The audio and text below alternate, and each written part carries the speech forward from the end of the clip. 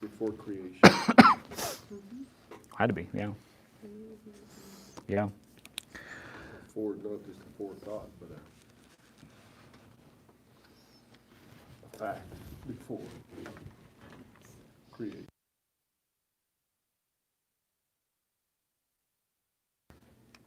Okay. If you want to turn to Psalm 68, we're doing the last half of this chapter. Yep, last week. Was freezing and I didn't make it. And Right, didn't get and we didn't broadcast. get broadcasted, and so, Yes. which it wasn't Ruth's end, it was mine that made that mistake. But But it worked wonderfully because Operation Christmas Child had a Zoom meeting that night. And You I did think got to anyway. Participate good. and lead them in prayer. How Linda picked me. To give a context to this psalm, then basically the first 18 verses, and really the whole chapter, was written as a song that David would have sung as he was leading the context is he's leading the Ark of the Covenant back to Jerusalem. It had been stolen by the Philistines during a battle. The Israelites were disobeying God, and so God had allowed that to be stolen. They put it in the temple of their god Dagon as a kind of a trophy of, hey, look what we got. We got this from the Israelites. And the Ark of the Covenant is so powerful, and it possesses the Shekinah glory of God that God was so upset that it was in a pagan temple. It allowed the idol actually to get broken down. The head would fall off, or the arms would fall off, and it would just destroy this. So the Philistines said, "Get it out of here. We don't want this anymore." They gave it back to Israel, and then David went to get it the first time, and he put it on a cart. He said, "Let's load it up, get some oxen going, and we'll take it back." And the people said, "Wait a minute, priests should be carrying this thing. No, we don't put it on a cart." And David was like, "Oh, it doesn't matter now." He didn't seek the Lord. So you know the story. He headed out. Uzziah, one of the soldiers, reached out, touched it. It was about ready to tip over, and he died instantly. God rebuked David. David was very, very upset, asked God for forgiveness, and they put it in another man's home until they could get stuff arranged. And this man's home was extremely blessed. I mean, his crops were just bumper low. I mean, he was so blessed. He was like, "Wow, this is amazing. I got the Ark of the Covenant in my living room," basically. Finally, David here in Psalm 68, it's time to get it, and they got everything right. They had the priests, the poles put in, they're carrying it the correct way, and he would have sung this song all the way back to Jerusalem. They're going to put it in the tabernacle. And this was also the context in 2 Samuel when he danced, and he danced so hard, it says his clothes fell off. He was so excited. He was just praising the Lord as he was dancing and celebrating. And his wife saw that and got very upset, said, "Why'd you do that? You shouldn't be doing that." And God actually cursed her because David was doing it with a heart of, he wasn't trying to show off. He was trying to do it with the right heart attitude. So all this would have been happening at the same time. And so many people probably would have been singing this, but this was kind of written specially for the Ark of the Covenant. So we have these next 19 through 35, these verses here at the end, are all about describing different aspects of God. And so the first point in verses 19 through 20 is the God of our salvation much more than that. The God of our salvation much more than that. Psalm 68, starting verse 19, says, "Blessed be the Lord, who daily loadeth us with benefits, even the God of our salvation, Selah. He that is our God is the God of salvation. Unto God, the Lord, belong the issues from death." And we prayed, even today, we prayed for people to know Christ as their Savior. And I think that's extremely important. I mean, that's the first thing. I mean, you can't understand the Bible without knowing Christ. You can't grow in your knowledge of as a Christian without, you can't pray for a godly family without knowing Christ. And so that's the key. And I don't think we do this, but sometimes we focus just on, well, I got saved, God's the God of my salvation, and we're good. We're good. Thank God for my salvation. And we leave and we go on from there, and we enjoy church and all this and that, but we don't go very deep. God saved us. I know where I'm going. Great. Here it's saying, David's saying, "Blessed be the Lord, because daily he loads me with blessings." And I like that word. He loadeth me with. That's almost like I think that's more like a pop culture term of, we're going to load you down with benefits, or something like that. But that's what God does for us every day. He's not just the God of our salvation that became the God of my salvation at 7 years old for me personally. No, every single day from here on out, he's daily loading me with blessings. And so he's the God of, we'll see it later, he's the God of justice. He's the God of mercy. He's the God of daily pouring out benefits before me. He that is our God, verse 20, is the God of our salvation. He's not just, again, the one who saved us. He's daily is the authority in our lives. And unto God, the Lord, belongs the issues of death. and that is the idea of he brings life or death. He is the God, and we prayed about that today as well. When it comes down to it, that's when people usually start thinking about those things. At the very end, unfortunately, that's when humans, as humans, we really start going, wow, this is serious. Tomorrow I might not get up in the morning. I'm going to open my eyes and see anybody or have a relationship with people, and that's when the issue, that's when God becomes something that's kind of forefront topic again of, hey, what do I believe about God? He's right in the middle of all. He is among the issues of life and death. That's where he dwells. He's that serious. And from day to day, we might, I know I desire to do this every day, to pray about him or to pray to him, to think about him, to think on the things of the Lord. But unfortunately, as humans, we don't always only think about him during times of great tragedy or loss or potential loss. But that's where he dwells. He's the God of everything. He's God of our daily lives. He's the God of our salvation. And he's among all those delicate issues of life and death. Verse 21, he's the God of judgment.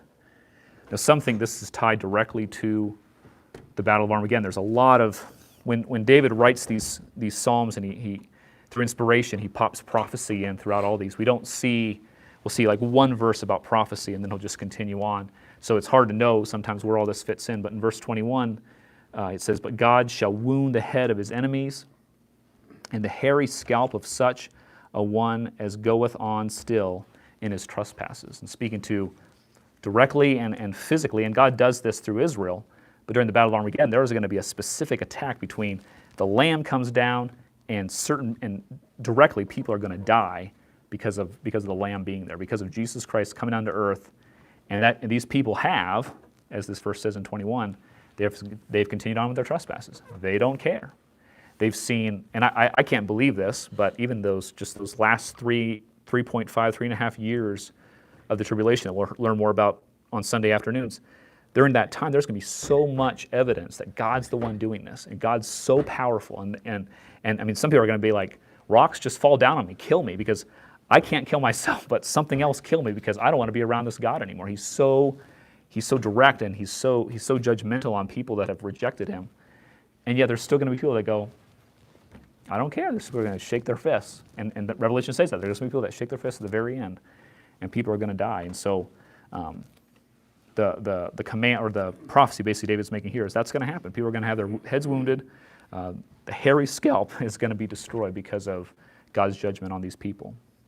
Verses 22 and 23 is the God of promised deliverance and judgment.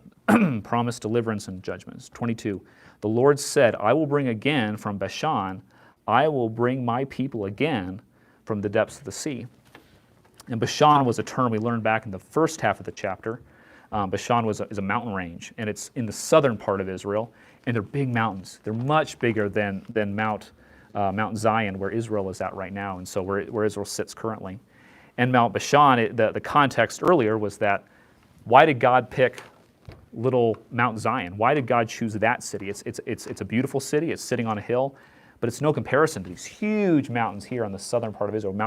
These mountain ranges of Bashan. Why did God pick a little mountain when He could have picked this huge mountain range?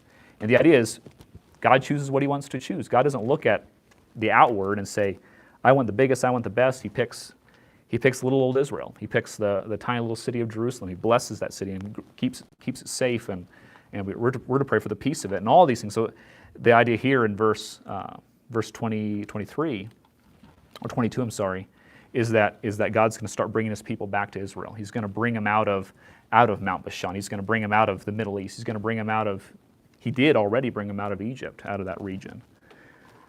I will bring my people again from the depths of the sea. Metaphorically, they were low. I mean, Israel has gone through, whether it's the Jews or the nation or the split nation, however you want to look at it, they've been through some tough times. They've been, there was he's a conservative talk show guy, Ben Shapiro. He's a Jew. He's an Orthodox Jew. He's a very conservative man. I don't know if he knows the Lord or not, but he said, people talk about the blacks and African Americans being attacked. He said, Jews are far more. I mean, you get a Jewish school, and there has to be armed guards in front of that place because people are going to attack those. They hate the Jews, and so the Jews have been in depths of the sea in the sense, allegorically, being very low. Verse 23 is graphic, but it's encouraging to the Jews, saying, you've been in some tough spots. You've been massacred. You've had times of genocide. In 23, you, though, Jews, that your foot may be dipped in the blood of your enemies, and the tongue of thy dogs in the same. They have seen thy goings, O God, even the goings of my God, my King, in the sanctuary. And I apologize, that was 24 is going to our next point, but 23 continues on with that idea of judgment. God he has promised deliverance. He's going to bring his people back. There's also going to be a time of judgment. I think ultimately that's going to climax with Armageddon. Right now, God's still doing that God is a way of judging the nations that have hurt his people. I mean, Germany after World War II was a wasteland. Japan, really had a messed up time. Egypt, they're nobody now. I mean, God has punished people that have attacked Israel. But ultimately, it's going to climax again in Armageddon. And the idea of dipping your foot in your enemy's blood, graphic, but that's what it's going to be, though. That's the picture that, can Israel look forward to it? Hopefully, I don't know if they should be smiling about it and have a celebration about it, but that's going to be the truth that's going to eventually happen, because these were the enemies that had the option, and they continually turned away from God. They continually said, we hate Israel, we're going to continue to fight them. Basically satanic motivation in all this. Verse 23 read already, but that is the fourth point, the God worthy of praise. This is 24 through 29.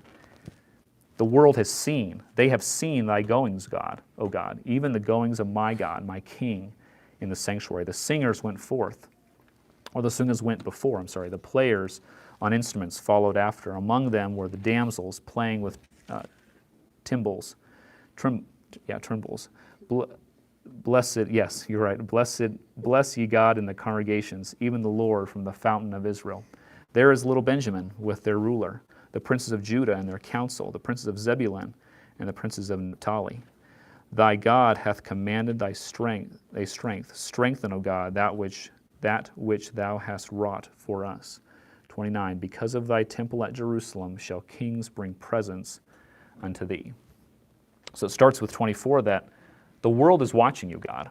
The world is watching you. Whether they totally understand what's going on or not, they're watching you. And when the end comes, and especially in the times of the end times as well, we've read this in other Psalms already, world leaders start watching God move, and they go, okay, this is not just a make-believe, God that Israel and Christians have believed in. This God's real, and he's causing things to happen. He's causing the weather to change. He's causing natural disasters that we've never seen before.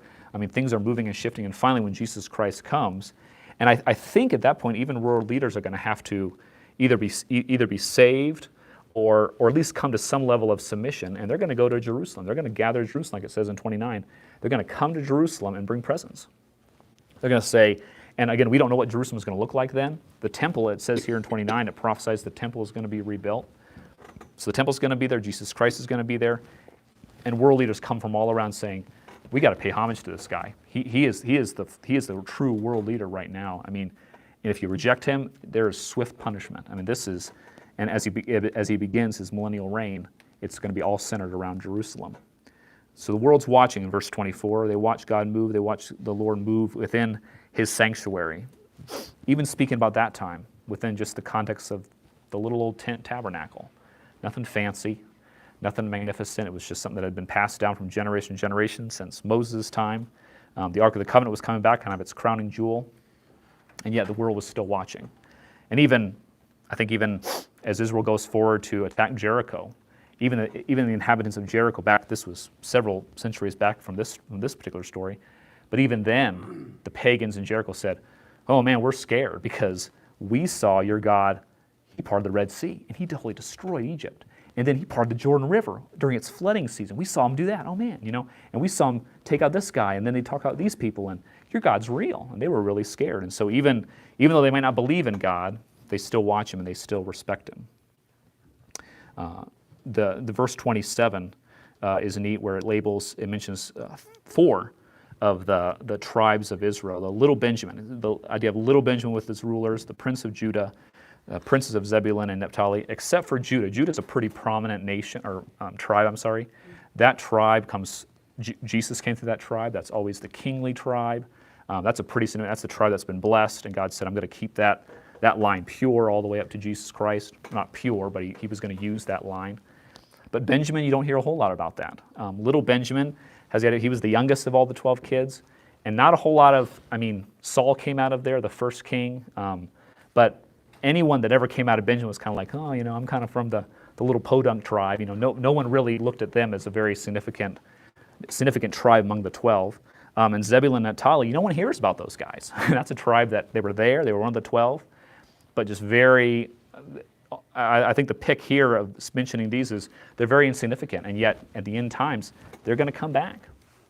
And I wonder how it's all going to work, because those were the tribes that left with Israel in the northern kingdom. They were the ones that left Jerusalem. Benjamin and Judah were the only ones that stayed behind, so the other 10 went north. And they got attacked by Assyria. Assyria took them away, and now they're labeled as the 10 lost tribes. So where are they at?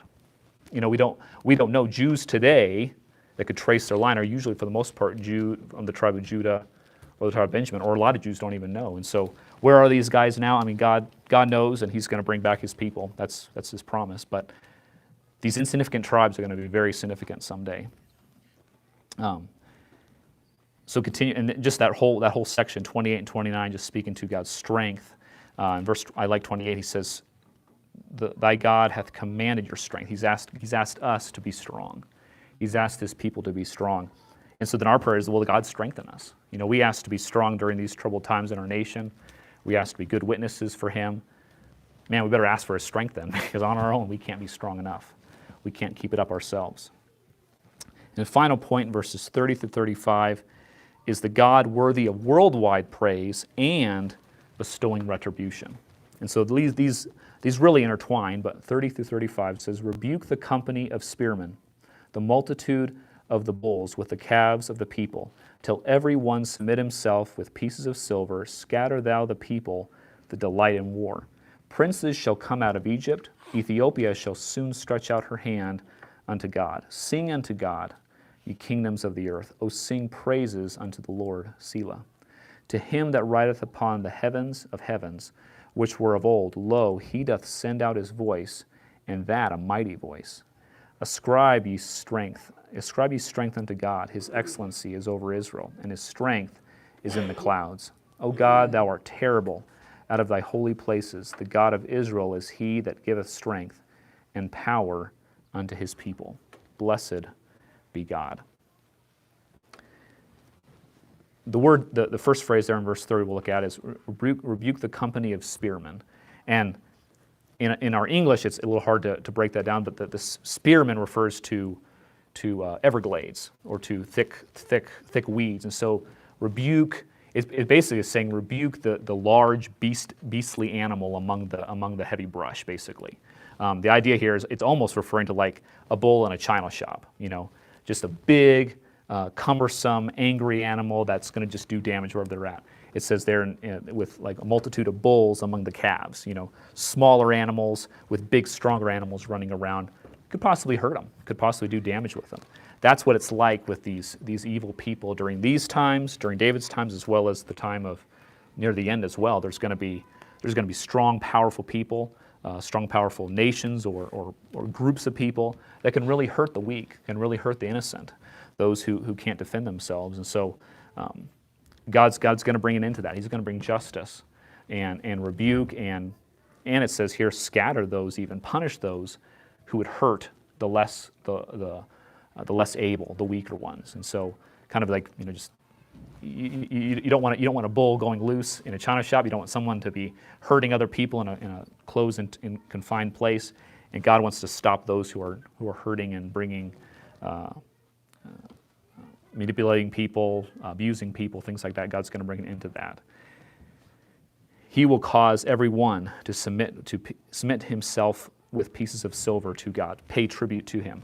They're eventually going to drop down to the knee, and proclaim Jesus Christ as Lord. The whole world will. Even Satan, I think, himself is going to have to proclaim Jesus Christ as Lord. And so whether it's actual physically money tributes or whatever it's going to be, they're going to submit themselves. They're going to recognize God is the one true leader. In 31 we've seen that already with another earlier point that out of Egypt, out of Ethiopia, leaders are going to come. They're going to start pouring into Jerusalem saying, we got to make sure that we're on the right side of this world leader here, this Jesus Christ, who is the one world leader in Jerusalem right now. He's it, and we got to make sure that we meet him, we submit to him.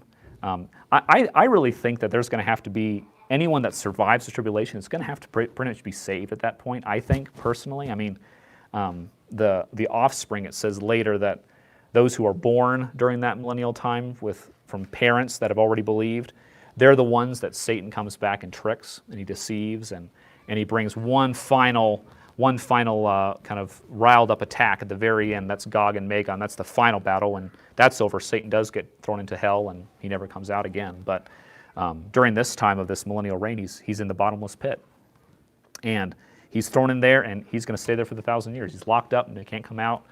And at the very end, God allows through His wisdom. I don't understand it, but He allows Satan to go free one more time. And so, I think these leaders, I think they're going to have to be saved. I really think that. I think they're going to have to not just in a physical way submit, but spiritually recognize that Jesus Christ is Lord and He's the Savior.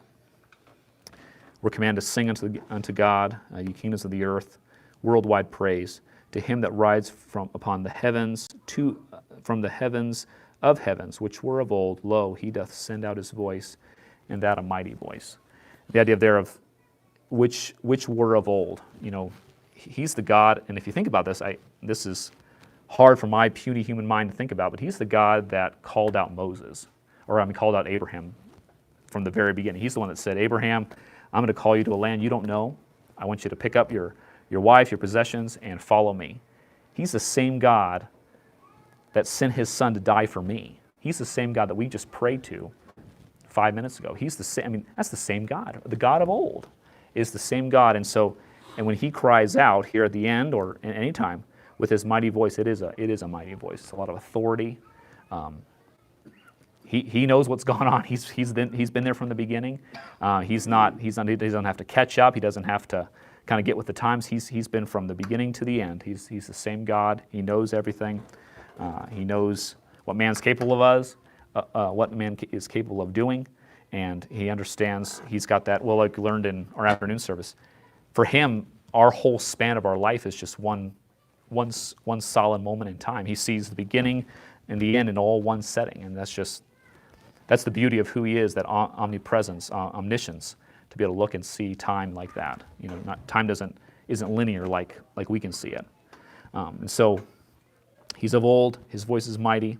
Ascribe your strength unto God. His excellency is over Israel, and His strength is in the clouds. And so any strength we have, like earlier, any strength, any ability I have, I like the word acknowledge. I have to acknowledge God because He's the one that gave it to me, but ascribing is a similar word. I'm gonna stamp God's name on it. Anything I did today, God help me do it. God, not just God help me, God did it. You know, I didn't do it. Nothing I did, God allowed my mouth to move. God allowed my lungs to keep working. God allowed my body to keep functioning. God allowed my eyes to open this morning. God did it. God did it. And His excellency is over Israel. And that just continues to plug in that love God has for Israel, and especially the end times. And we're going to look at that. I watched our shorts DVD session for next Sunday, and it's all about how we do need to recognize that even the end times and during these times and any time in history, God is drawing us as Gentiles to Him, teaching us, conforming us to His image, but He's also drawing Israel too. He loves that nation. And it's so sad to see, and this conservative guy I was telling earlier, Ben Shapiro, he said, you know what, he said 90% of my people, I think it was 90% of my people are progressive Democrats. They're socialists. They don't see this. And he doesn't understand it from the faith aspect. I know he's probably memorized more of God's word than I have. He's a good Jew in that way. But he goes, what's going on? What's wrong with my people? Why aren't they getting this? And I go, I can tell you, Romans, the book of Romans chapter 10, 9, 11, they have wandered away. They've rejected the Messiah. And when you reject the Messiah, a lot of things go wacko. A lot of things don't make sense anymore. And so, but God, He hasn't given up on Israel, even though they're really messed up.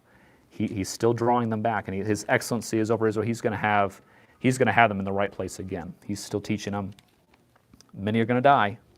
Many are going to die that are called Jews because of their rebellion. But God's going to have He's going to bring them back. And finally, verse 35. you are terrible. Oh God, thou art terrible. And we learned that's just awesome. We don't have to say that as, oh, that's scary, but he's awesome. God, you are awesome. Out of thy holy places, the God of Israel is he that giveth strength. Again, attributing himself to Israel again, the power of and power upon his people. Blessed be God. Blessed be God. He gives, in verse 35, he gives strength and power to his people. We're not Israel, but we sure are his people. He's called us out. He saved us. We're part of the bigger picture plan now, thankfully. And it's over and over again. We know that's for sure. And so he's the one that's going to give us that power and strength. And just ending it with, blessed be God. Blessed be God. And I know we praise God. We thank him for things. We thank him for blessing us. But how often in prayer do we turn around and say, bless you, God. Bless you. What can I do? What can I do for you to show you how unworthy I am to receive what you've given me, and how thankful I am for you? To turn around and be able to give him something. Again, I can't give him anything to compare what he's given to me, but are we willing to say, bless you, God, bless you. Thank you for all you've done for me. You've truly provided all the power and strength I could ever use. You've given me a picture into the future. You've encouraged me. I mean, we go on and on of what he's done for us. But any questions about that? Any other thoughts or comments? That's that page there.